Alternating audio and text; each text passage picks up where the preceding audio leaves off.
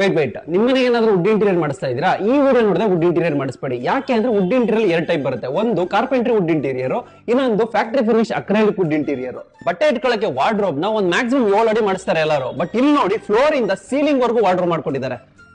ನಿಮ್ ಮನೆಗೆ ಇಂಟೀರಿಯರ್ ಮಾಡಕ್ಕಿಂತ ಮುಂಚೆನೆ ಹೇಗ್ ಕಾಣುತ್ತೆ ಅಂತ ಎಕ್ಸ್ಪರ್ಟ್ಸ್ ಇಂದ 3D ಡಿಸೈನ್ ಮಾಡಿ ತೋರಿಸ್ತೀವಿ ನಿಮ್ಗೆ. ನಿಮ್ ಮನೇಲಿ ಡೈನಿಂಗ್ ಸ್ಪೇಸ್ ಇಲ್ವಾ? ಕಿಚನ್ ಇರೋದಲ್ಲೇ ಬ್ರೇಕ್ಫಾಸ್ಟ್ ಆರ್ಡರ್ ಮಾಡಿಸ್ಕೊಳ್ಳಿ. ನಾವು ಫುರ್ನಿಟೋ ಇಂಟೀರಿಯರ್ಸ್ ಅವ್ರ ಹತ್ರ ಇಂಟೀರಿಯರ್ಸ್ ಮಾಡಿಸಿದೀವಿ. ತುಂಬಾ ಕ್ರಿಯೇಟಿವ್ ಆಗಿ ಮಾಡ್ಕೊಟ್ಟಿದ್ದಾರೆ ಇಂಟೀರಿಯರ್ ವರ್ಕ್ ನ ಅಂಡ್ ವೆರಿ ರೀಸನಬಲ್ ಪ್ರೈಸ್ ಅಲ್ಲಿ ಮಾಡ್ಕೊಟ್ಟಿದ್ದಾರೆ. ನಮಗೆ ಆನ್ ಟೈಮ್ ಮಾಡ್ಕೊಟ್ಟಿದ್ದಾರೆ. ನೀವು ನಿಮ್ಮ ಮನೆಗಳಿಗೆ ಮಾಡಿಸಿ.